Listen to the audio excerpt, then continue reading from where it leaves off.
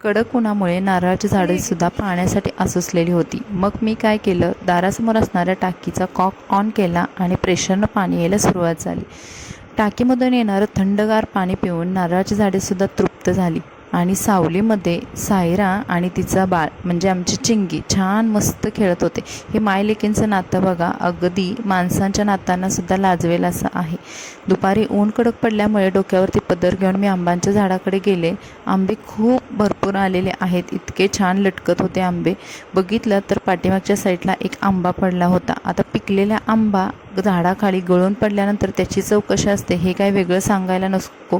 खूप त्याच्या वासावरून समजत होतं की आंबा खूप छान प्रकारे पिकलेला आहे. दारासमोर असणाऱ्या शोच्या झाडाला नातवंडांसाठी आजोबांनी झोका बांधला होता. मग म्हटलं चला आपण पण 1-2 झोके घ्यायला काय हरकत आहे. दुपारी इशिकाला केळ भरत होती आणि इशिका आत्ता एवढी मोठी झाली की फ्रूटसुद्धा खायला लागलेली आहे आणि ते खाऊन मलासुद्धा बघून आनंद वाटत होता.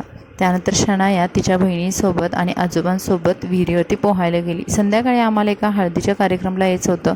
हळदीचा कार्यक्रम एवढा मोठा होता की तिथे संगीत कार्यक्रम आणि अजून वेगवेगळे बरेच कार्यक्रम होते. त्यामुळे आम्हालासुद्धा खूप मज्जा आली.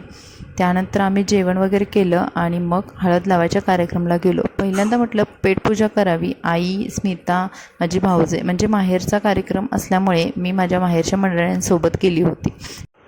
इशूला आईच्या गळ्यामध्ये टाकलं आणि म्हटलं चला स्वतःचा एन्जॉय घ्यावा थोडासा. हळदीसाठी डेकोरेशन खूप छान केलं होतं आणि हळद अगदी ओपन ग्राउंडमध्ये होती. पण घाम काय यायचा थांबत नव्हता कारण झाडाचं एकही पान हालत नव्हतं.